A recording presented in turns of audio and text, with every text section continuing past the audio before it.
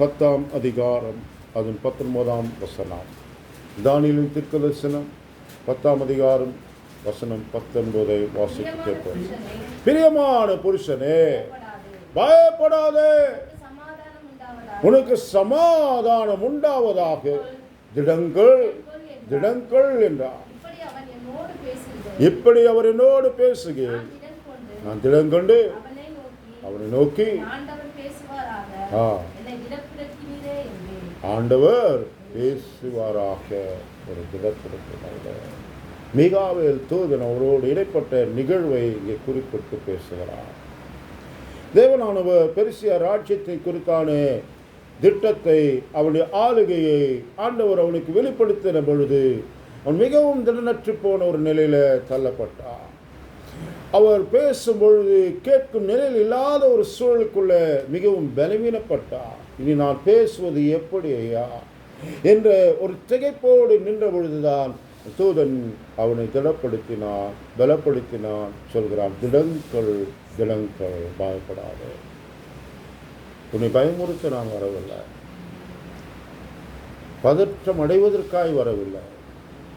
நான் சொல்வது, நீ பயந்து அதன் நிமித்தமாய் வேதனைக்குள்ளாக்கி வியாதிப்பட்டு போய்விடக் கூடாது என்பதற்காக மறந்து விடாது. திடங்கள் திடங்கள். இதுக்கு முன்பாக சொன்னால், நான் கேட்டு அதை கண்டு நான் வியாதிப்பட்டவனாக இருந்தேன், ஆனால் ஒருவரும் அதை பற்றி பார்த்து புரிந்து கொள்ளவே இல்லை என்ற நிலையில் நீங்கள் பார்க்க முடியும் தீர்க்க தரிசனங்களில். இப்பொழுது இங்கே தேவ தூதன் அவனுக்கு சொன்ன வார்த்தை, திடங்கள் திடங்கள், பயப்படாதே, திடங்கள். தேவ பிள்ளைகளை ஆண்டவர் எப்பொழுதும் நம்மிடத்தில் சொல்லும் வார்த்தையாக காணப்பட்டு கொண்டதாக இருக்கிறது.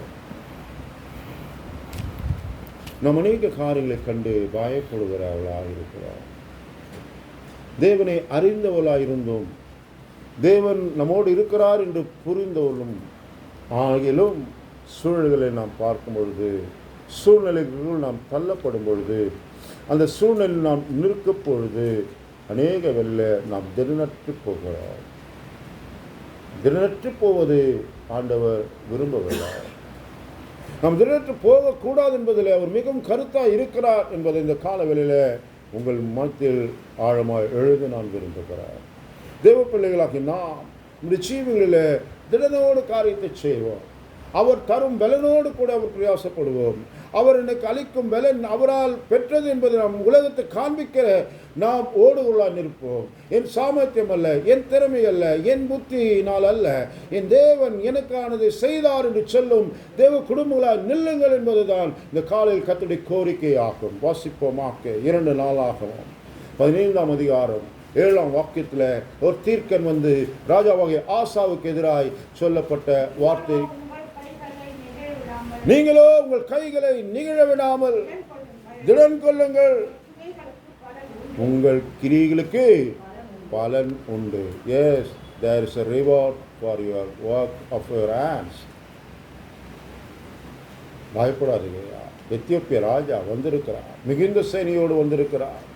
பரிவார கூட்டங்கள் அதிகமாக இருக்கிறது. இவர்கள் ஒரு சிறு கூட்டமாய் காணப்படுகிறார்கள். அவர்கள் பரவி நிற்கிறதை பார்க்கிறார். அப்பொழுது தேவன் தம் தீர்க்கனை அனுப்பி ஆசாவிடத்து சொன்னார், திடன்கள், what all you have done, you will reap that reward.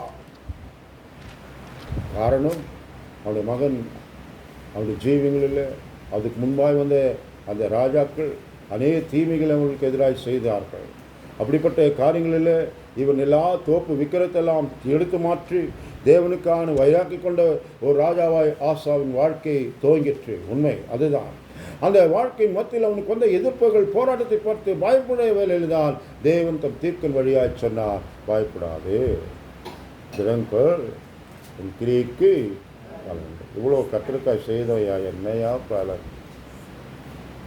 ஆண்டவருக்காய் வைராக்கி பாராட்டி எல்லா விக்கிரத்தை தூக்கி மாற்றி அமைத்த வந்து இருக்கிறான். போராட்ட வேண்டியது இவ்வளோ பிரச்சனை, இந்த எத்தியோப்பிய கூட்டம் இவ்வளோ திரளாக இருக்கிறாள், எப்படி ஜெயிப்பேன் என்று சொல்லி அவன் பதறி நிற்கும் பொழுது சொன்னார், திடன்கள், கர்த்தர் செய்வார், எளிதாய் ஜெயித்து முடித்தார்கள். அதுதான் சரித்திரம் சொல்கிறது. வேறான காரியங்களை நாம் பேச சமயம் எடுக்கவில்லை. இந்த காலங்களில் நம்புங்கள், உங்கள் கிரியைக்கான பலன் உண்டு. தேவனுக்காய் ஓடின ஒரு கிரியை மறந்து போக கர்த்தர் அநீதியின் தேவன் அல்ல. எபிரேயர் நிருபம் 6ஆம் அதிகாரம் 10ஆம் வாக்கியத்தில் நம்ம அநேக முறை வாசித்து அறிந்த வாக்கியம் என்று நம்புகிறேன். ஆண்டோடைய பிள்ளைகளை இந்த காலவெளியில் உங்கள் மனதில் எழுதி கொள்ளுங்கள் என்கிற வாசிப்போம். ஏனென்றால் உங்கள் கிரியையோ நீங்கள் பரிசுத்தவானுக்காக ஊழியம் செய்து வருகிறதுனாலும் அன்புள்ள பிரயாசத்தை மறந்து விடுவதற்கு தேவன் அநீதி உள்ளவர் அல்ல. He is not unrighteous God to forget what you have done for him. அவர் ஊழியத்திற்கும் ஊழியக்காரர்களுக்கும் செய்த நன்மைகளை மறந்துவிடுவதற்கு அவர் யார் இல்லை என்றால் அநீதி உள்ளவர்கள். ஒரு கிரியைக்கு பலன் இருக்கிறது. எப்போ பலன் எதிர்பார்த்து செய்துள்ள நாம் செய்ய வேண்டும் என்று அறிந்து செய்தோம் என்றால் நிச்சயம் பலன் அளிப்பார். ஒரு கலசம் தண்ணீர் கொடுத்தாலும் அதன் பலன் அடையாமல் போவது இல்லை என்று வேதம் சொல்லியிருக்க நிச்சயம் பலன் உண்டு. திடன் கொள்ளப்படும். பலன் எதிர்பார்க்கிறவர்களாய் காத்திருக்கிறீர்களா? உங்கள் பலன் உங்கள் இல்லம் தேடி வந்து கொண்டுதான் இருக்கிறது. உங்களுக்கான பலன் உங்களுடைய வாழ்வை அனுபவிக்கத்தான் அது காத்து கொண்டிருக்கிறது. நீங்கள் தான் அது அனுபவிப்பில் அல்லாமல் அந்நியன் அதை அனுபவிப்பது இல்லை என்பதை நம்புங்கள். ஆண்டுடைய பிள்ளைகளே, உங்கள் வாழ்வுக்கானதை உங்களுக்கானதை தேவர் செய்து நிறைவேற்ற நல்லவரும் வல்லவரும் போதுமானவராக இருக்கிறார். You know, don't lose your hope. நம்பிக்கையை இழந்து விடாதீர்கள். என்றைக்கையான பலன் வரப்போகுது. எப்போ பலன் கிடைக்கும்? எனக்கான பலன் எங்கே இருக்கிறது? என்னோடு வருகிறது என்றார். என்னோடு கூட பலன் வருகிறது என்றார். முன்னும் வரும் பின்னும் வரும் என்று சொல்லியிருக்கிறார். இவளை குறித்து நாம் அநேக முறை பேசியிருப்பதனால் நான் அங்கே போக நான் சாமியை கொடுக்க விரும்பவில்லை. ஆகையால் இந்த காலங்களில் உங்கள் கிரிக்கு பலன் உண்டு நம்புங்கள். திடன் கொள்ளுங்கள். திடனாக நில்லுங்கள். திடனற்று போயிடாதீர்கள். திடனற்று போவதற்கு காத்திருக்கிறது இந்த உலகம். நம்மை திடனற்று உள்ளாக்க வேண்டும் என்பது உலகத்தின் சூழ்ச்சிகள். அதுவும் நம்ம எதிராளியான சத்துருடைய ஆதங்கமும் ஆசையும் ஆவலும் செயலும் அதுதான். நாம் திடனற்று போக வேண்டும் என்பது அவனுடைய எல்லா சூழ்ச்சியான செயல்பாடுகள். தேவ பிள்ளைகளை, ஒரு நாளும் திடனற்று போகாதீர்கள். நாம் திடனாக இருப்பது கர்த்தருக்கு மகிமை. எல்லாம் திடனற்று போனார்கள். ஆனால் தாவீது தன்னுடைய வாழ்வில் ஏராள அனுபவங்களை நாம் பேசிக்கொண்டே இருக்கலாம். அவனுடைய வாழ்வில் அவன் சவுலுக்காக பயந்து ஓடிக்கொண்டு தெரிந்து கொண்டிருக்கிற வேளையில் அவன் சிக்லாக்கு போகும்போது அங்கே பெலிஸ்தர் வந்து எல்லாவற்றையும் வாரிக்கொண்டு போயிருக்கிறான். அவனுடைய மனைவி, அவனுடைய பிள்ளைகள், அவனோடு இந்த 400 சகோதரருடைய மனைவி பிள்ளைகள் எல்லாம் போடும்போது தாவீது மேல் எரிச்சல் கொண்டார்கள். உன்னை நம்பி வந்தையா, எல்லாம் இழந்துட்டோம், எல்லாம் எடுத்துன்னு போயிட்டார்ல, எப்படி நாங்கள் இப்போ வாழ போகிறோம்? எங்களுடையதெல்லாம் எல்லாம் இழந்து விட்டோமே என்றால் கர்த்தருக்குள் அவன் திடப்படுத்தி கொண்டு, ஆண்டவரே நான் பெலிஸ்தருக்கு விரோதமாய் போகட்டுமா என்றார். போ என்றார். அவர்கள் எல்லாவற்றையும் மீட்டு கொண்டு வந்து நிறுத்தினார்கள். ஆண்டோடைய பிள்ளைகளை, இதெல்லாம் கதை அல்ல, கர்த்தர் அன்பு செய்தார்கள். அவன் மிகவும் திடனற்று போய் பலனில்லாமல் அழுத ஒரு நிகழ்ச்சி அது. தாவீது அழுத நிகழ்ச்சி ஏராளம் இருந்தாலும் அந்த நிகழ்வு என்பது வேறு வேதனையான அனுபவம். என்னை நம்பி வந்தவனோ என்னால் இழந்து விட்டானோ என்ற அச்சம் அவனுக்குள்ளே வந்த பொழுது, ஐயா என் நிமித்தம் என் ஜனங்கள் வெட்கப்பட்டு போகக்கூடாது என்று அவனுடைய ஜபத்தில் அநேக முறை கேட்கும் அந்த தேவ மனிதனுக்காக கர்த்தர் வெற்றி சிறந்தவர். உங்கள் கிரியைகளை ஒரு நாளும் நிறைவிட மாட்டார். நம்புங்கள். 138ஆம் சங்கீதம் கடைசி வார்த்தை வாசித்து பார்ப்பீர்களாக. தேவ பிள்ளைகளை, இந்த நல்ல நாளின் காலையில் மறந்துடாதீர்கள். கர்த்தர் எனக்காக யாவையும் செய்து முடிப்பார். கர்த்தாவே உமது கிருபை என்றும் உள்ளது. அந்த கரத்தின் கிரியைகளையா நாங்கள் எங்கள் நெகிழ விடாதிரும். Don't put us into shame. எங்கள் கரத்தின் கிரியையா எங்களை நெகிழ விடாதீரோ. நிச்சயம் விட மாட்டார். நம்புங்கள். உலகம் எதிர்பார்க்கிற அந்த எதிர்பார்வைக்கு நேராக எங்களை விட்டுவிட மாட்டார். உலகம் என்ன எதிர்பார்க்குதுன்னு உங்களுக்கு தெரியாது. அதனால் அவர்கள் நீங்கள் நினைக்கிறீர்கள் எனக்கானது தான், நன்மைக்கானது தான் செய்வார்கள் என்று நீங்கள் நம்பவில்லை. ஒருவேளை இருக்கலாம். ஆனால் உலகம் உங்கள் மகிழ்ச்சியை எதிர்பார்த்து கொண்டிருக்கவில்லை. இதுதான் இந்த உலக மக்களின் நோக்கார். தேவ பிள்ளைகளே, ஆதலால் தேவன் நம்முடைய கிரியையை கவனிக்கிறார். ஆதலால் கர்த்தருக்குள் படுகிற பிரயாசம் விருதாவாய் இராது என்று அறிந்து கர்த்தருக்குடைய கிரியில உறுதிப்பட்டவளாய் ஸ்தோத்திரத்தோடு கூட கர்த்தருடைய கிரியில எப்பொழுதும் பெருகுவலாய் இருங்கள் என்றார். அதனால் அன்புடைய பிள்ளைகளை அநேக காரியங்களை சொல்ல நான் சமயம் எடுக்க விரும்பவில்லை. இரண்டாவதாக கவனிப்போமாக, தேவன் உங்கள் கிரியை கவனித்திருக்கிறார். உங்கள் கிரியைக்கான பலன் இருக்கு. அதனால் நாம் செய்யும் கிரியை நன்மையானதாகவே இருக்கட்டும், நல்லதாகவே இருக்கட்டும். என்னை பகைக்கிறவனாக இருக்கட்டும், என்னை விரோதிக்கிறவனாக இருக்கட்டும், எனக்கு தீமை செய்கிறவனாக இருக்கட்டும், எனக்கு எரிச்சலும் உண்டாக்குவனாக இருக்கட்டும், ஆனால் நான் அவருக்கு எந்த தீமை செய்ய போவதில்லை. நான் தீமையை நடப்பிக்கிறவன் அல்ல. நான் என்னை கற்றுக் கொடுத்தவர், என்னை நான் ஆராதிக்கிற தேவன் நன்மை செய்கிறவராக தான் சுற்றி தெரிந்தவர். அதனால் என் வழியில் நன்மைதான் வருமல்லாமல் எந்த தீமையான எண்ணமோ இராது என்று ஆழமை எழுதி கொள்ளுங்கள். நிச்சயம் உங்கள் கிரியைக்கான பலன் உண்டு. 2 நாளாகமம் 32ஆம் அதிகாரம் 7ஆம் வசனம். 2 Chronicles chapter 32. நீங்கள் திடம் கொண்டு தைரியமாயிருங்கள்.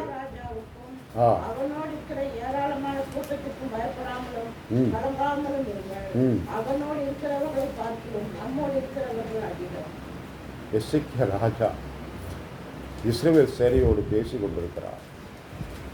அசிரிய ராஜாவை 1,85,000 பேரோடு வந்து எதிர்த்து நிற்கிறார். எல்லாரும் தோற்று போய் நிற்கிறார்கள். ஏன்? இவளுடைய இனமாய் ஜனமாய் வாழ்ந்த 10 கோத்திரமும் அவன் கையில் இருக்கிறது. இப்பொழுது மீதமாய் இருக்கிறவர்கள் யூதாவும் பெஞ்சமின் கோத்திரமும் தான். அந்த கோத்திரத்தான் மத்தியில் தான் இப்பொழுது இவன் ஆட்சி செய்து கொண்டிருக்கிறான் எசேக்கியா ராஜா. அவன் சொல்கிறான், பயப்படாது, திறனால் இல்லைங்க. அவர்கள் வந்திருக்கிற சேனை அதிகம்தான். நமக்கிட்ட மிஞ்ச போனால் 3 லட்சம் பேர் தான் இருப்போம். எல்லாரும் சேர்த்தாலே போர் வீரர் இருந்தால் எவ்வளோ இருப்பார்கள் என்று கவனியுங்கள். அதன் மத்தியில் 1,85,000 பேரோடு போர் வீரராக வந்திருக்கிறார். இங்கே இருக்கிற கூட்டம் 3 லட்சத்துக்கு தான் இருக்கு மக்களே. அப்படி இருக்க பட்சத்தில் அவன் 1,85,000 பேரை பார்த்தா எப்படி இருக்கும் மக்களுக்கு? போர் வீரனுக்கு எப்படி இருக்குன்னு பாருங்க. அப்பொழுதுதான் எசேக்கியா ராஜா சொல்கிறார், அவளோடு இருக்கிறது பார்க்கலாம், நம்மோடு இருக்கிறவர்கள் அதிகம். Don't be count the people. மக்களை பார்த்து கொண்டிராதையா, மகேசன் தேவனை பார் என்கிறார். மகிமின் கர்த்தரை பார் என்கிறார். அவர் பெரியவராக இருக்கிறார். உலகில் இருக்கிறவரும் உங்களில் இருக்கிறவர் பெரியவர் என்பதை நம்புங்கள். நம்மோடு இருக்கிறவர் என்றும் பெரியவராக இருக்கிறார். அதனால் இந்த தைரியத்தை தினனை உங்கள் வாழ்வில் என்றும் கொண்டு தினம் கொண்டு வாழுங்கள். தினனாய் நில்லுங்கள். நம்மோடத்தில் என்னையா இருக்கு என்று சொல்கிற உலகத்துக்கு செவி சாய்க்காதீர்கள்.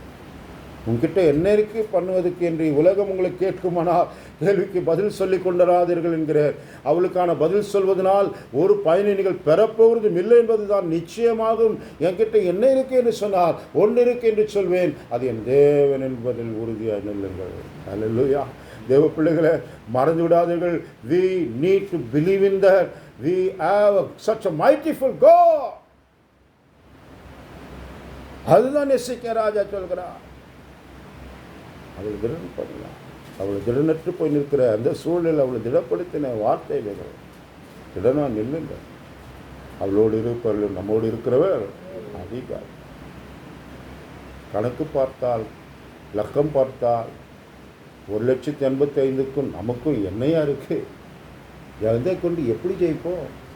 என்னத்தை கொண்டு எப்படி ஜெயிப்போம்? யார் இருக்கிறா என்றால் அவன் யாரையும் நம்பவில்லை. யாரை நம்பினா என்றால் தேவனை நம்பினான். ஆண்டவரே, இந்த ஏராள கூட்டத்துக்கு முன்பாக நிற்க எங்களுக்கு பலனில்லை, பிரசவம் வந்திருக்கிறது, பிறவோ எங்களுக்கு பலனில்லை என்று யோசபாத் என்ற ராஜா அவனுடைய அங்கலாய்ப்பை 2 நாளாகவும் 20ஆம் அதிகாரத்தில் கொட்டி தீர்க்கிறார். அவனுக்கு எதிராக அம்மோன், மோவாபியர், யோதோமியர் எத்தனை பேர் வந்திருக்கிறாங்க? அம்மோன், மோவாபியர், யோதோமியர் 3 ராஜ்யங்கள் வந்திருக்கு. ஒரு சிறிய ராஜ்யம் யூதாவை எதிர்த்து வந்திருக்கிறார். யூதா ராஜ்யத்துக்கு எதிராக இப்பொழுதும் அதே சூழல்தான்.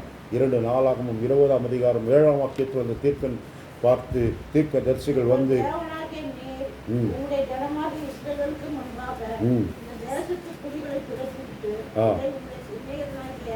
ஆபிரகாமுடைய சந்ததிக்கு என்னென்றைக்கும் என்று கொடுக்கவில்லையா? வாசிங்கள். ஆதலால் அங்கே கூடியிருந்து அவர்கள் இங்கே கூடியிருந்து இதுவே உடைய நாமத்துக்கு என்று ஒரு பரிசுத்த சபத்தை கட்டினார்கள். கவனிங்கள், இங்கே அவன் சாத்திரத்தை ஆண்டவருக்கு விளக்கி காண்பிக்கிறார். ஐயா, நீங்கள் கொடுத்த தேசம், நீங்கள் எங்களை கொண்டு வந்த நாட்டின இடம், நீங்கள் எங்களுக்கு தந்த தேசம், அந்த நாளில் நீங்கள் இவளை தொடாதீர்கள் என்று, அம்மோனிய மோவாருடைய எல்லையிலே நீங்கள் புகுந்து போகாதீர்கள் என்று, அவளுடைய நிலத்தை உங்களுக்கு நான் காணியாட்சிக்கு கொடுக்க மாட்டேன் என்று, ஆனால் இப்பொழுதோ எங்களை அவள் விழுங்க பார்க்க வந்திருக்கிறார். ஐயா, நீங்கள் வேண்டான்னு அழிக்காதீங்க சொன்னீங்க, ஆனால் அழிக்காமல் வந்தோம். ஆனால் இப்போ எங்களை அவன் அழிக்க வந்துக்கிறான். அன்றைக்கே நாங்கள் போட்டு தள்ளியிருப்போமே. இதுதான் யோசபாத்துடைய கோரிக்கை. அன்றைக்கி என்றைக்கு இவன் ஆட்சி செய்யலை அந்த காலத்தில், மோசே காலத்துக்கு திருப்பி சொல்கிற ஆண்டவர்கிட்ட, அன்றைக்கி தொடாதீங்க, அவங்கள எதுவும் பண்ணாதீங்க, நீங்கள் வழியாக பார்த்து போங்க, அவர்களுக்கு ஒன்றும் சேதம் பண்ணக்கூடாது, அவங்க சகோதரங்க அதெல்லாம் சொல்லிவிட்டு நாங்களும் அமைதியாக வந்துட்டு இருக்கோம். ஆனால் இப்போ இவங்க எங்ககிட்ட வந்து என்ன பண்ணுறானுங்களால், எங்கள் முடிய சுதந்திரத்தை விழுங்க வந்திருக்கிறார்கள். இதுதான் யோசபாத்தின் முறையீடுகள். இதுதான் யோசபாத் ஆண்டவரிடத்தில் சொல்லி காண்பித்து கொண்டிருக்கிறார். இவர்கள் ஒன்றுமை செய்யவில்லை. எப்பொழுது கூட நீங்கள் பார்க்கிறீர்கள், அவர்கள் பராக்கா என்று சொல்லி கொள்ளையிட்டார்கள். எத்தனை நாள் கொள்ளையிட்டார்கள்? 3 நாள். இவர்கள் யுத்தம் செய்யாமல் வெறும் பாட்டினால் துதித்து வெற்றி கண்டவர்கள். கதை அல்ல, சரித்திரம். இது சரித்திரம் மாத்திரமல்ல, இது வேதத்தின் உண்மை. காரணம், நாளாகமம் என்பது உலகில் நடந்த எல்லா நிகழ்வுகளையும் உலக சரித்திரத்தில் எழுதப்பட்டிருக்கிற நிகழ்வுகள் இதெல்லாம். அதனால் தான் மீண்டும் உங்களுக்கு சொல்கிறேன், இது கதை அல்ல, காவியம் அல்ல. அன்று ஆண்டவர் செய்தார். 20ஆம் அதிகாரம் 12ஆம் வாக்கியம் என்று சொன்னேன். ஆனால் சகோதரி வேறு ஒன்று வாசித்தார்கள், ஒன்று தவறில்லை. எங்கள் தேவனே அவர்களுக்கு நியாயம் தீர்க்க மாட்டீரோ? இந்த ஏராளமான கூட்டத்திற்கு முன்பாக நிற்க எங்களுக்கு பலன் இல்லை.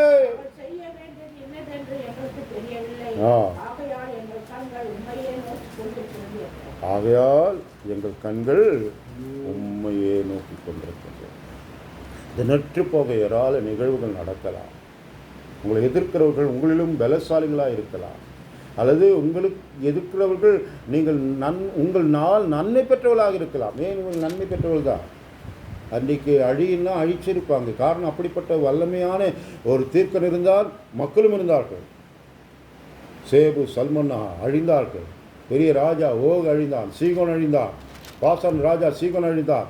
இப்படிப்பட்ட பெரிய சாம்ராஜ்யங்கள் அவள் முன்னே நிற்க பலனில்லாதிருந்தார்கள். ஏன் எரிகோவின் 7 ராஜ்யங்கள் 7 ஜாதிகள் அழிக்கப்பட்டது எல்லாம் இவர்களால். ஆனால் இப்பொழுது இது அம்மோன், மோவாபியர், ஏதோமியர் தேவன் அவளுக்கு செய்த நன்மைக்கு பதிலாக இப்பொழுது அவருடைய ஜனத்துக்கு எதிராக வந்து நிற்கும் பொழுது கர்த்தர் வழக்காடாமல் விடுவாரா என்றுதான் கேள்வி.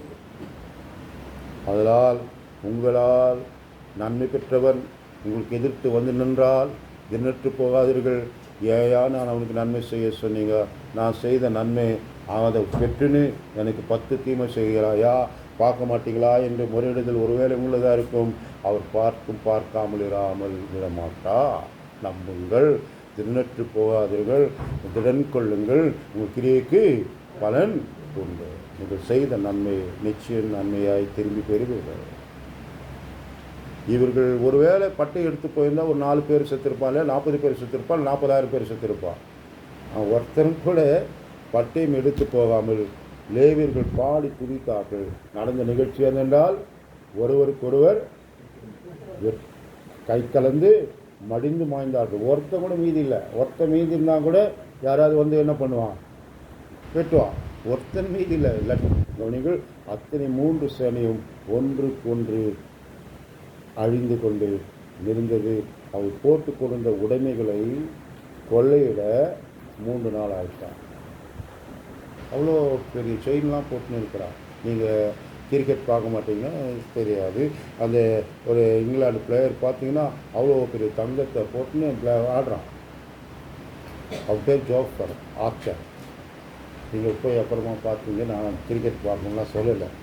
அவ்வளோ போர் வீரம் போட்டுன்னு இருப்பான். ஆனால் வல்லாரவனுக்கு எதுக்கு அவ்வளோ பெரிய செயின்ன்றீங்களே, அது மாதிரி போர் வீரம் போட்டுன்னு வருவான். காரணம் என்னவென்றால், வீட்டில் வச்சா பெண்மணிக்கு பாதுகாப்பாங்களா இல்லைன்னு தெரியாதப்பா, நான் அதை எடுத்துன்னு போயிட்டு பத்திரமா வீட்டுக்கு எடுத்துன்னு வந்துடுவேன்ற திறமை இருக்குதுன்னு நம்பி தான் அவங்க கையில் வச்சுருக்கலாம். ஏன்னா நாங்கள் வீட்டில் எல்லாம் ஆண் பிள்ளை இல்லைன்னு தெரிஞ்சால் வீட்டை வந்து என்ன பண்ணுவானுங்க, திருடிடுவானுங்க. அதனால வீட்டில் இருக்கிற எல்லா வஸ்துக்களையும் போர் வீரர் கையில் கொண்டு வந்துடுவான். இது வழக்கத்தில் இருக்கிற செயல்பாடுகள். அதனால தான் இப்போ போட்டிருந்த எல்லா நகையும் பறிக்கிறதுக்கு 3 நாள் ஆயிடுச்சுங்க. நீங்கள் வாஸ்து பார்த்தீங்கன்னா தெரியும். அப்புறமா நம்ம படிச்சுன்னு நம்புகிறேன். அதனால் அவர்கள் அதை கொள்ளையிட்டார்கள். கொள்ளையிட்ட அந்த காரியங்கள் எத்தனை நாள் ஆயிட்டென்றால் 3 நாள் ஆயிற்று. அந்த இடத்துக்கு அவர்கள் பேரிடுகிறார்கள் பெராக்கா. வாசிங்கள் 35, 36, 25, 26. அவர்கள் உடைமைகளை கொள்ளையிட வந்தபோது அவர்கள் கண்ட ஏராளமான பொருட்களும் பிரேதங்களிலும் இருந்து உடுத்து போட்ட ஆடை ஆபரணங்களும் தாங்கள் எடுத்துக்கொண்டு போக கூடாது இருந்தது. 3 நாளாய் கொள்ளையிட்டார்கள். அது அவ்வளவு மிகுதியா இருந்தது. அப்ப பாருங்க, அவ்வளவு போட்டு வந்திருக்கிறாங்க. எனக்கு ஆச்சரியமா இருக்கு. நான் யோசித்தேன், கேள்வி எனக்கு நிறைய வரும். எனக்கு பைபிள் நான் குறைக்கும் போதெல்லாம் கேள்வி கேட்ப ஆண்டவர் பதில் சொல்லி தான் இருக்கிறார். இதுவரையும் சொல்லி கொண்டிருக்கிறார். கர்த்தருக்கு நன்றி சொல்கிறேன்.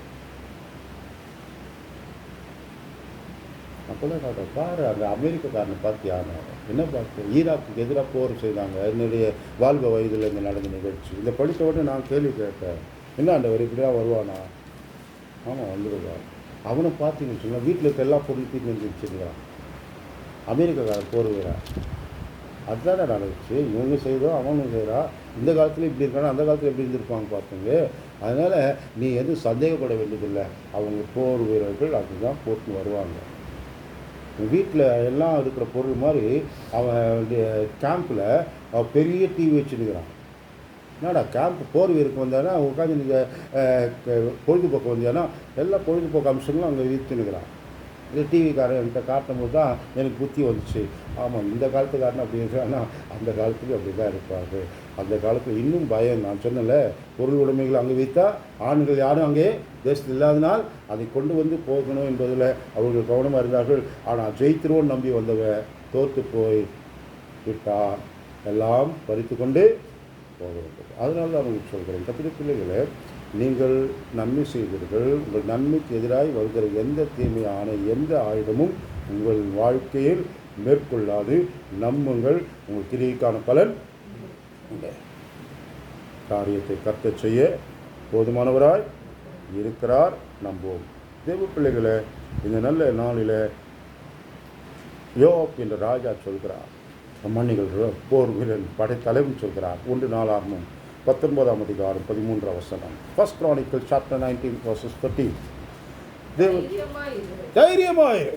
நாம் நம்முடைய ஜனத்துக்காகவும் நமது தேவனுடைய பட்டணங்களுக்காகவும் திரள் கொண்டிருக்கப்படவும். அவன் சகோதரனிடத்தில் சொல்கிறார், நம்மோனுக்கு எதிராக இப்போது யுத்தத்து வந்திருக்கிறாங்க. நாகாசுர ராஜா மரித்து போன போது அவனுடைய மகனை விசாரிக்க அவன் தாவீது ஆட்களை அனுப்புகிறான். அவர்களோ என்ன செய்தான்டா, மக்கள் இங்கே கூட நல்ல ஆட்கள் நல்லது நன்மையாக நினச்சா கூட ஒன்று அவன் வந்தது எதுக்கு தெரியுமா, வீட்டில் என்ன இருக்குன்னு பார்க்கறதுக்கு தான் என்று சொன்னது மாதிரி அங்கே இருக்கிறவங்க சொல்லிட்டாங்க, ராஜா உன்னை விசாரிக்கலாம் அனுப்பலை, உன் எல்லையை எப்படி இருக்குன்னு பார்க்க வந்துக்கிறான் என்று சொன்னோடனே அவன் பண்ணி பல தீமை செய்ததுனால போராகவே கலந்து போச்சது. போராக நிற்குது. அவர்கள் இந்த போர் விஷயங்களை நான் பேச என் கை நேரம் இல்லை. எப்பொழுதுதான் சொல்கிறான், தன் அவனுடைய சகோதரனுடைய ஏத்தில் சொல்கிறான். அவன் சொல்கிற அந்த வார்த்தையை இப்போது வாசித்தீர்கள். திறன்கொள், தைரியமாயிரு. நாம் நம்முடைய ஜனத்திற்காகவும் நாம் தேவனுடைய பட்டணங்களுக்காகவும் திடன் கொண்டிருக்க கடவோம். கர்த்தர் தம்முடைய பார்வைக்கு என்ன செய்வார்? நலமானதை செய்வார். He will do it what is good for our life. தேவன் நம்முடைய பார்வைக்கு எது அவருக்கு நலமோ அதை செய்வார். நம்புங்க, அவருடைய பார்வைக்கு அது எது நல்லதோ அதை செய்வார். நாமும் நம்ம செய்ய வேண்டியது செய்வோம். We do some part of our life work. God will do it what God is good for our life.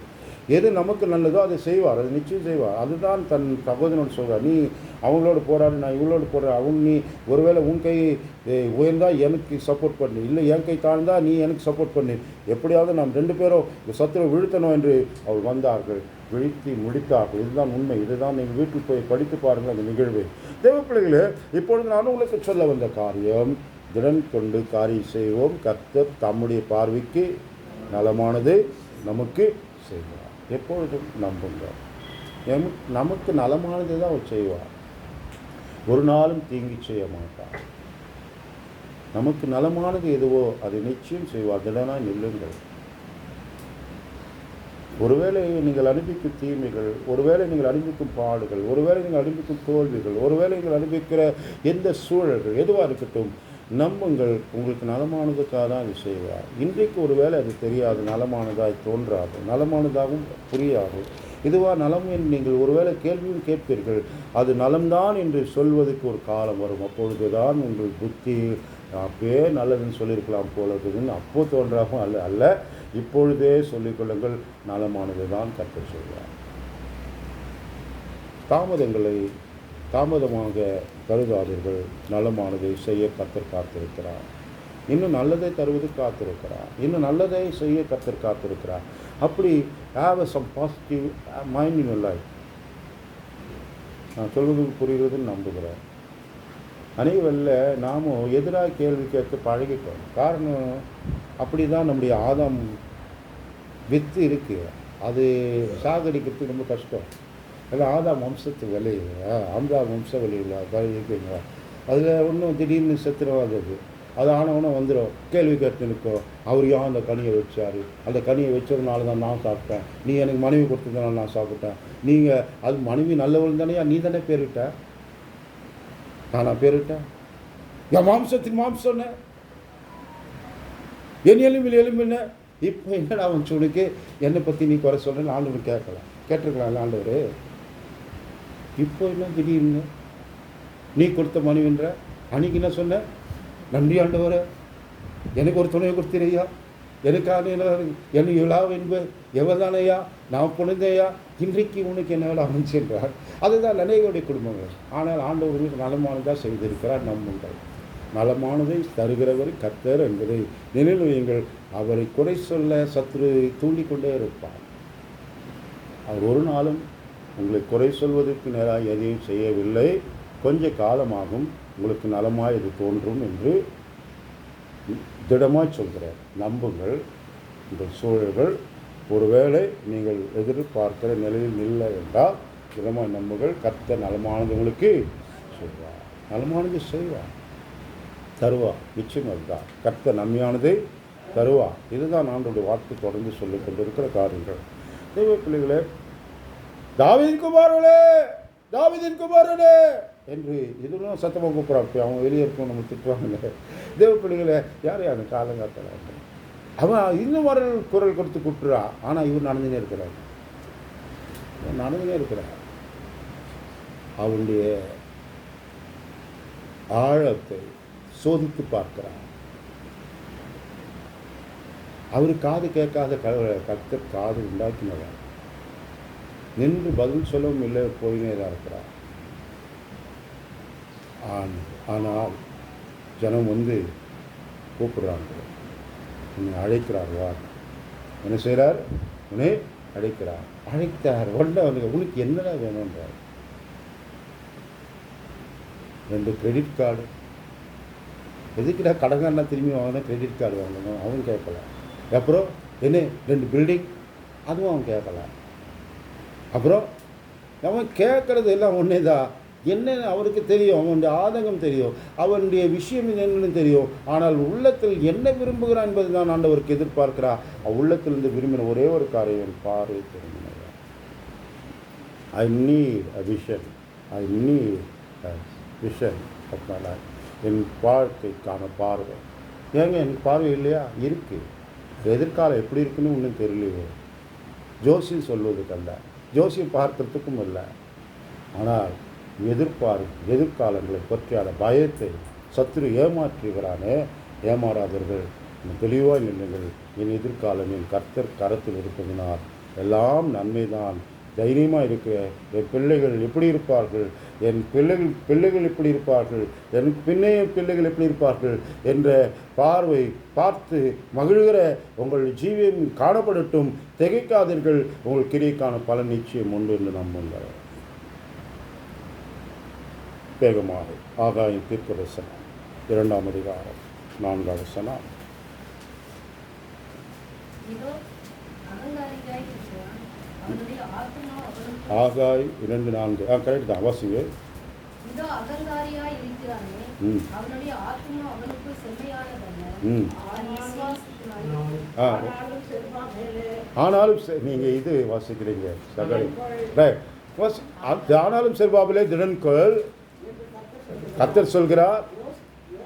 யோசபாத்தின் குமாரனாகிய யோசுவா என்னும் பிரதான ஆசாரியனே, நீ ம். திடன் கொள். ம் தேசத்தின் எல்லா ஜனங்களே, நீங்கள் திடன் கொள்ளுங்கள். ஆ வேலை நடத்துங்கள் என்று கர்த்தர் சொல்கிறார். வேலை நடத்துங்கள். ஸ்டார்ட் யோவா. நிறுத்திவிட்டார்கள். நிறுத்தும்படிக்கு அரசாணை வந்துட்டு, ஐயா இந்த ராஜ்யம் என்னவோ கட்டினுங்கிறானுங்க, இவனை கட்ட விட்டீங்கன்னா அவ்வளோதான். நீங்கள் எடுத்து பாருங்கள், ஹிஸ்ட்ரி எடுத்து பாருங்கள். இந்த சாம்ராஜ்யம் ஒருத்தனுக்கும் அடிமைப்பட்டதில்லை. அவனை வென்றது சரித்திரம் கிடையாது. இப்பொழுது இவர்கள் அடிமையானதன் காரணம் அவர்கள் வேறொரு காரியம். ஆனால் இவங்க ஒரு சாம்ராஜ்யம் எழுப்பிட்டானா யாரும் ஜெயிக்க முடியாது. அதனால் இவங்க ஆரம்பத்தில் கிள்ளி போட்டுருங்க, வேண்டாம், அவன் கட்ட ஆரம்பிச்சிட்டாருங்கன்றாங்க. லெட்டர் அதுதான் போயிடுது. போட்டு அந்த ராஜா மேரியா பெருச ராஜா தேடுறான் கஜானப்பா. ஆமாம்மா அவங்க சாம்ராஜ்யம் பெருசு தான், அப்படி தான். ஏய் ஸ்டாப் பண்ணி, நாங்கள் அடுத்த உத்தரவு வரைக்கும் ஸ்டாப் பண்ணுங்க என்று ஸ்டாப் பண்ணிட்டாங்க. உடனே ஸ்டாப் பண்ணுன்னு சொல்கிறது தானே அங்கே கேட்டோம். லெட்டர் எழுதணும், ஸ்டாப் பண்ணுன்னு லெட்டர் வந்துடுச்சு. லெட்டர் வந்தால் விட்டுருவானுங்க. உடனே லெட்டர் தூக்கி வந்து காட்டாங்க. லெட்டர் வந்து ஸ்டாப் பண்ண, அவ்வளோதான், ஸ்டாப் ஆகிடுச்சு. ஆண்டவர்னு சொல்லுவார், சரிடா ஸ்டாப் பண்ணு. நான் ஸ்டாப் பண்ணி இன்னொரு லெட்டர் வந்துடுச்சு, வானா ஸ்டாப் பண்ணுன்னு சொல்லிக்கிறானுங்க. லெட்டர்லாம் வந்துடுச்சு, நாங்கள் ஸ்டார்ட் பண்ணால் என்னான்னு யார் பண்ணுவான்? ஸ்டார்ட் பண்ணுன்றாங்க. தினம் ஸ்டார்ட் பண்ணு. எஸ்ரா 5:2. எஸ்ராவின் தீர்க்கதரிசனம் 5ஆம் அதிகாரம் 2ஆம் வசனம். எஸ்ரா நெகேமியாவும் செயல்தியலின் குமாரனாகிய செருபாபேலும் ம் யோசதாக்கின் குமாரனாகிய யோசுவாவும் எழும்பி ம் எருசலேமில் உள்ள தேவனுடைய ஆலயத்தை கட்டத் தொடங்கினார்கள். ம் அவர்களுக்கு திடன் சொல்ல தேவனுடைய தீர்க்கதரிசிகளும் இருந்தார்கள். அவர்களுக்கு திடன் சொல்ல யார் இருந்தார்கள்? கர்த்தர் பார்த்து ஸ்டார்ட் பண்ணி. அரசு ஆணையம் வந்துட்டு தான், என்ன வந்துட்டு? அரசாணை வந்துட்டு ஸ்டாப் பண்ணுங்க. நாங்கள் இந்த மோட்ரு போட்டோம், எல்லோரும் எடுத்துன்னு போய் அந்த கூவத்தை தான் ஊற்றுவானுங்க. அங்கே பிரிட்ஜு இருக்குது. நம்ம ஊற்றும் போது பார்த்துட்டோம், ஃபோட்டோ எடுத்துட்டான். நான் ஃபோட்டோ எடுத்துகிட்டு நான் சொல்கிறேன், இவ்வளோ கூவத்து நீ தான் க்ளீன் பண்ணி தரான்றான். நீ ஊற்றுன அந்த வண்டல் தான் நிறுத்தி வச்சுருந்தான். அவன் சொல்கிறான், அப்படி தான் சொல்கிறேன். என்கிட்ட வந்து நீ ஃபைன் போட போகிற, நீ என்ன பண்ணுறேன்னு. எல்லாம் தான் ஏன் ஊற்றுறாங்க, அதெல்லாம் முந்து தான் நாங்கள் பார்த்துட்டோம். சரி என்ன பண்ணணும்? ஒன்றும் இல்லை. இதுக்கு காரணம் என்னென்னா, ஒரு ஸ்வீப்பர் வந்து என்கிட்ட கேட்டால், ஐயா அவனுக்கு ஒரு 100 கொடுத்துருக்கலாம். அவன் உடனே போய் ஹெட் ஆஃபீஸில் சொல்லிட்டான், ஃபோன் பண்ண. அதுதான் அவன் தான் மெயின் காரணம். நிறைய எனக்கு தெரியும். அந்த 100 ரூபாய்க்காக அவன் இவ்வளோ பெரிய ஃபைன் வைக்கிறான். அப்பயும் திரும்பி அப்புறம் அவனை பார்த்து உடனே அதெல்லாம் பேச்சு நிறைய விஷயம் இருக்குது. அது விஷயம் அது ஒரு பெரிய கதையாயிட்டு அரசாணை வந்து சொல்லிட்டான், நிறுத்து, ஸ்டாப் பண்ணணும், அவ்வளோதான், மிஷன் ஸ்டாப் பண்ணுறான். அவன்கிட்ட சார் எங்கள் வேன்லாம் பிரச்சனை வந்துடும், நாங்கள் ஸ்டாப் பண்ணிட்டோம், என்ன சொல்கிறீங்க? ஸ்டாப் பண்ணுறா, பரவாயில்ல, நான் பேசுகிறேன். ஒன்று ஒரு நம்ம கட்சிக்காரன்ட்ட போய் பேசலாம். என்ன சரியா வாங்க, கட்சிக்காரன்ட்ட பேசினா 15,000 கட்டிட்டு போங்க, நம்ம பண்ணிக்கலாங்க. எதுங்க 15,000? இல்லை நான் வந்து பேச போகிறேன். நான் சரி அவன்கிட்ட 5,000 கொடுக்காதே, வாங்க பேசிக்கலாம் என்று நான் சொன்னேன். எந்த அதிகாரி? நேரம் அவன்கிட்ட தான் போனேன். ஐயா அந்த சர்ச்சு நடத்துகிறோம், இந்த தண்ணி வந்து நாங்கள் மாத்திரம் சாப்பிட்றதுக்கு மக்கள் நிறைய சாப்பிடணுன்னு தான் நாங்கள் விரும்புகிறோம். மாத்திரம் இல்லை, இது தொடங்கி இருக்குது, இது விஷயம் இருக்குது. அப்போனா நீங்கள் என்ன பண்ணுங்க, ஒரு 1000 ரூபாய் கட்டிட்டு போங்கண்ணா. அவன் 5,000னா இவன் 1000 ரூபாண்டா, கவர்மெண்ட் ஏறா. அது பில்லெல்லாம் தெரியல. ஒரு 500க்கு நாங்கள் பில் தரோம், இன்னொரு 500க்கு பில்லு கிடையாது. அதெல்லாம் தெரிஞ்சுக்கலாம் நம்மள. 500 அது 1000ன்றது பிரச்சனை இல்லை. கற்றுட்டே வந்துட்டு ஸ்டார்ட் ஆகிடுச்சு. ஒர்க்கெல்லாம் முடிஞ்சது, எல்லாம் முடிஞ்சிட்டு லாஸ்ட்டாக என்ன தெரிஞ்சு வரான். யார் அந்த ஊழியக்கார் பேர் சொன்னால் பேர் போட்டு என்னப்பா இந்த 10 போகுது, திரும்பி எக்ஸ்ட்ரா கேட்குறான்னு போகுது. நானும் பேசிட்டேன். 1000 ரூபாய் எடுத்துட்டு வந்துடுறான். 500 ரூபாய் பில்லு கொடுத்துட்டா வர. ஆனால் இப்போ 1000 ரூபா வருது எனக்கு திரும்பியும். என்ன வருது? உங்கள் காசு அவங்க இருந்தாங்க வச்சுங்க. என்னப்பா என்ன காசு எதுனா கேட்குறாங்களா? இல்லை ஊழியக்காராங்க, அது காசு வாங்கக்கூடாதுன்னு அவங்க மேலதிகாரி சொல்லிட்டாரு, மேலதிகாரி சொல்லிட்டாரு, அவங்க காசை கொடுத்து திருப்பி கொடுத்துருங்க. கொடுத்து 500 ரூபாய்க்கு பில்லுக்கும் கொடுத்துக்கிறான். அவன் தான் இப்போ 500 ரூபாய் கட்டணும். இப்போ எது கட்டணும்? 1000 ரூபாய் என்கிட்ட வந்துடுச்சுங்க.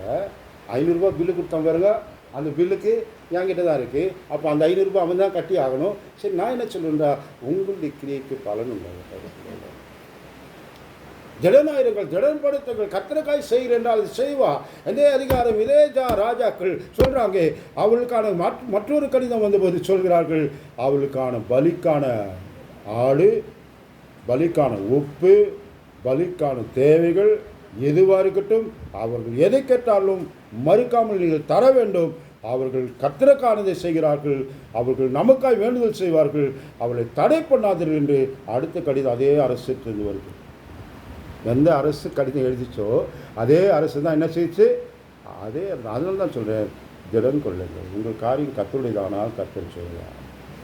கர்த்தருக்காக நீங்கள் செய்ய தொடங்கியிருக்கணும்னால் அது கர்த்தர் செய்து முடிக்க மட்டும் அவருக்காய் காத்திருங்கள். He will give a letter from heaven. அவர் பரலோகத்திலிருந்து உங்களுக்கான உத்தரவு தருவார். நிச்சயம் அதுதான். இதெல்லாம் கதையில் நான் பேசிக்கொண்டிருக்கிறது, காவியம் அல்ல. கர்த்தர் செய்தவைகள் செய்து முடித்தவைகள், செய்தவைகள் செய்து முடித்தவைகள் அந்த ஜனங்களுக்கான காரியங்களை செய்திருக்கிறார். கர்த்தருடைய பிள்ளைகளே, இவங்க மறு லெட்டர் எழுதினாங்க. அந்த லெட்டர்லாம் நான் பேசுறதுக்கு நேரம் இல்லை. அதனால் கவனிப்போம். ஆண்டவர் இயேசு சொன்னார், யோவான் சுவிசேஷம் 16ஆம் அதிகாரம் 33ஆம் வாக்கியத்தில் நீங்கள் வாசித்திருப்பீர்கள். நம்புகிற உலகத்தில்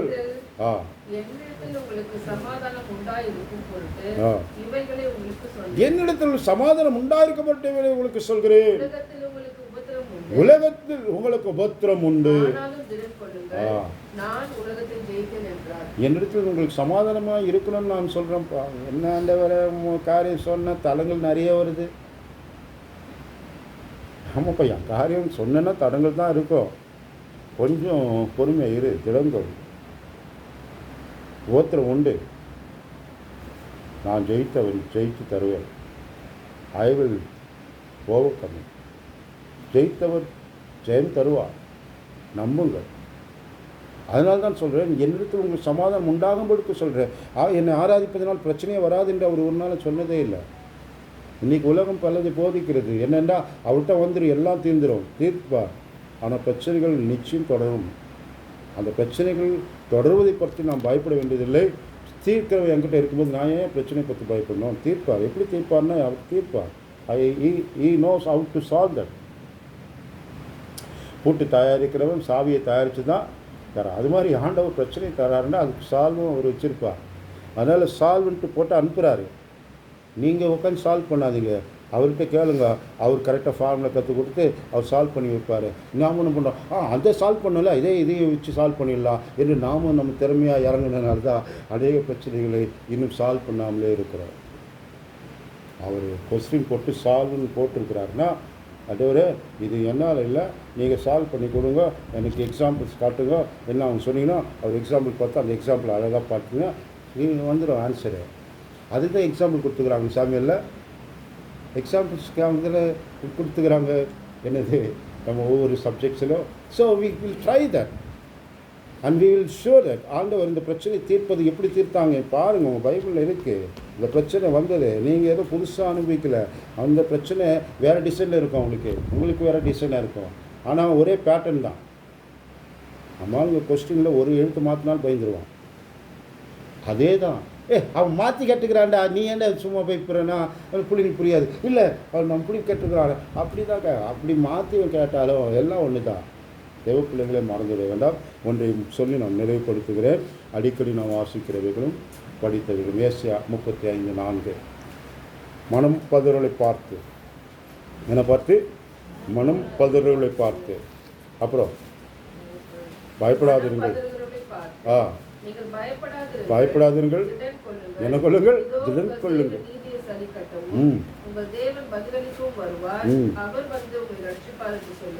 சொல்லுங்க, நீங்கள் சொல்றவங்களா இருக்கணும். நீங்கள் இன்னும் யாராவது சொல்லுவாங்களா எதிர்பார்த்து நிற்கிறீங்க, அதுதான் பிரச்சனையே இல்லை. இன்னும் நான் சொல்கிறேன்னு வச்சுக்கும் போது நீ நட இன்னும் யாராவது வந்து சொல்லுவானா, நம்மளுக்கு திடனாக இருப்பானா? யாரும் வேண்டாம், நான் இருக்கிறேன் என்று சொல்லுங்கள். நான் சொல்கிறவனாக இருப்பேன். திடன் கொள்ளுங்கள், உங்கள் தேவன் உங்களை வந்து உங்களை ரட்சிப்பார். Is there for you to rescue. எப்போ எல்லாம் எப்போ எப்படி, இதுதான் நமக்கு தேவையில்லாத குழப்பம். எப்போ எப்படின்லாம் வேண்டாம். அவருக்கு தெரியும் எப்படி ரட்சிக்கணும்னு, எப்படி மீட்கணும்னு அவருக்கு தெரியும். He knows how to solve the problem. So we believe in that. இந்த நாள் நாம் வாசித்தோம் பிலிப்பியர் நிருபத்தில் 1ஆம் அதிகாரம் கவனித்திற்கு நம்புகிறேன். அது 14ஆம் வாக்கியத்தை நாம் சிந்தித்து முடிக்கப் போகிறோம்.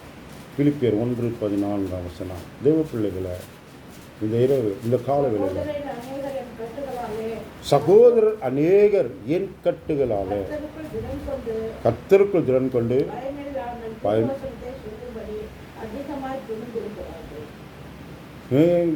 இவன் சிறையாயிட்டானே என்று பயந்து நிற்கல யாரும். அவனே சிறைப்படுத்தினான், என்னை சிறைப்படுத்த மாட்டான்னா, பவுலே தூக்கி உள்ள வச்சுட்டானுங்க, நான் என்னென்னடா வைக்க மாட்டானா என்று பயப்படாமல் என் கட்டுகளை கண்டு அநேகர் திடம் கொண்டு என்ன செய்தார்களா, கர்த்தரை அறிவிக்க ஆரம்பிச்சுட்டாங்க. அந்த ஊழியக்காரனை தூக்கி வச்சுட்டீங்கன்னா ஊழி நின்று நினச்சிட்டியா, 10 பேர் வச்சு பாரு நான் சொல்கிறதுக்குன்றான். அதுதான் ஆண்டவர் செய்கிற காரியம்.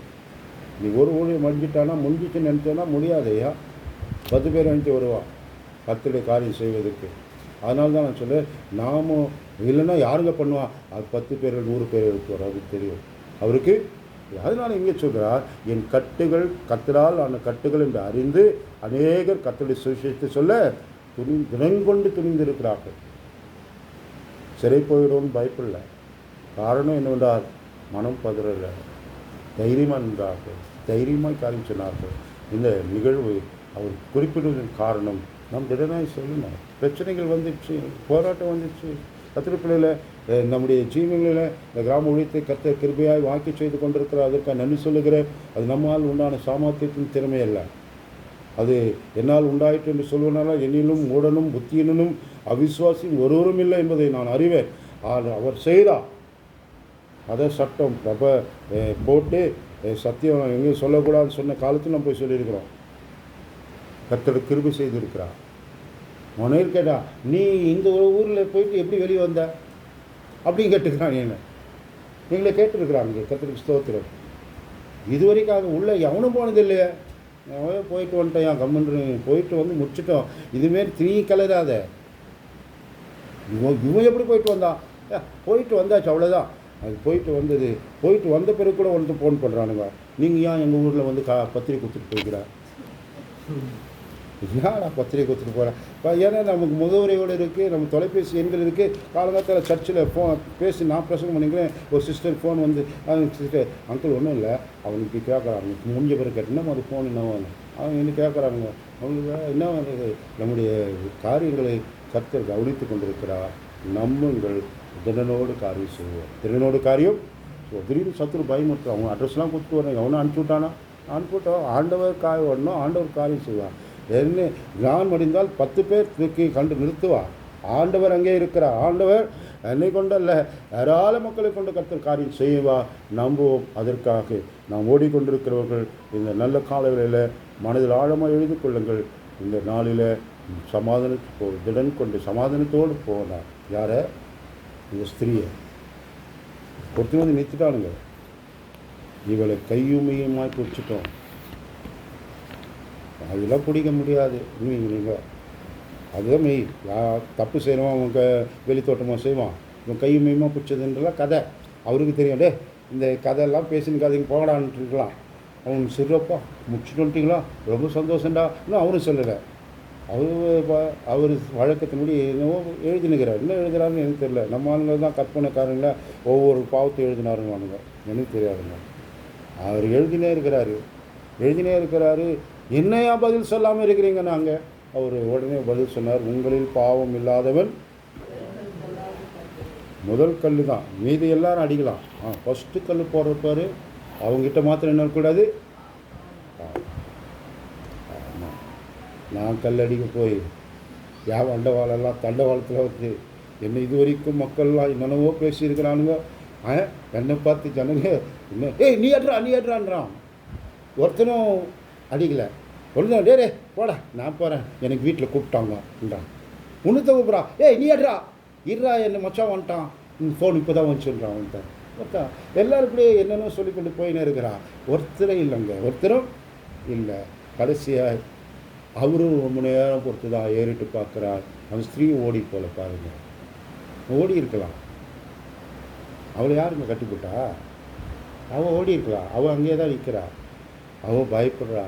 இப்போது இந்த ஆண்டவர் என்ன சொல்வாரோ, உன்னை தண்டிக்கிறேன், உனக்கு கை கால் ஊழட்டும், இப்படிப்பட்ட பாவம் செய்தவளுக்கு வாழ்க்கை எதுக்கு வாழ்க்கை, நீ செத்துப்போ நீ சொல்லிட்டாருன்னா செத்துடுவேன்.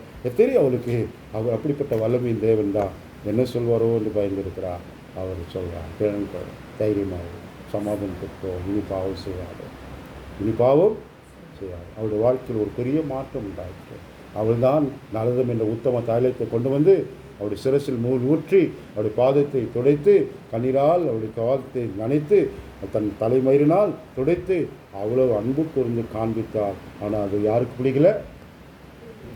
அவரோடு இந்த சீசனுக்கு தான், அவரோடு இந்த சீசனுக்கு தான். வேறு எவனுங்களானும் பிரச்சனை இல்லை. என் கூட இருந்தவனுக்கே இவருக்கு கொண்டு ஏன் வாங்கி கொடுத்தாங்க? அதை இவருக்கு மாத்திரம் ஏன் இந்த சேர் போட்டாங்க, இவருக்கு மாத்திரம் ஏன் இதை போட்டா? இப்படி கேட்குறவங்களை நான் பார்க்கும்போது நான் என்னவே சொல்வது எனக்கு புரியல. அப்போ இந்த சேரில் இவன் உட்காரனா கூட உட்கார மாட்டான். அவன் இல்லை, அவள் இப்படி போட்டாங்க, நான் உட்கார இங்கே உட்காந்து கூட அது வேணான்ட்டான். என் பிரச்சனைகள் அனுபவிக்கிறதுல எந்த பிரச்சனையும் இல்லை. ஆனால் ஒன்று தெரிகிறது, உலகம் நம்மோடு இருக்கிறவன் தான் கேட்டுப்பான் உலகே. அதனால் தினம் கொள்ளுங்கள், உங்கள் காரியத்துக்கான கிரியைக்கு பலன் உண்டு. கர்த்தர் கிரியை செய்கிற கர்த்தர் என்பதை நம்புங்கள். இந்த காலையில் ஏராளங்கள் சொல்ல நான் சாமிகளுக்குள்ளே மனதில் ஆழமாக எழுதிக் கொள்ளுங்கள். உங்கள் கிரியைக்கு பலன் உண்டு. கர்த்தர் தமக்கு நலமானதை உங்களுக்கு செய்வார். தினம் கொண்டு காரியத்தை நடப்பீங்கள், கர்த்தர் உங்களோடு காரியத்தை செய்வார். தினம் கொண்டு காரியத்தை நடப்பீங்கள், கர்த்தர் செய்வார். அநேகர் என் கட்டுகள் நிமித்தம் தினம் கொண்டு தைரியமாய் அவர் அறிவித்தார். அதனால் கர்த்தர் அறிவிப்பதில் பயப்படாது. யாருக்கு சொல்லணும்னு உங்களை தூண்டுறாரோ உடனே சொல்லிடுங்க. சொல்லுமா இதேன்னு சொல்லிட்டாரா சொல்லிடுங்க. அவள் என்ன அதிகாரி, எந்த தலைவர், எந்த விஷயம் எதுவும் இல்லை. இன்றைக்கு அவர்கிட்ட சொல்லுன்னு சொன்னாங்க, உடனே சொல்லுங்கள், தினம் கொண்டு சொல்லுங்கள்.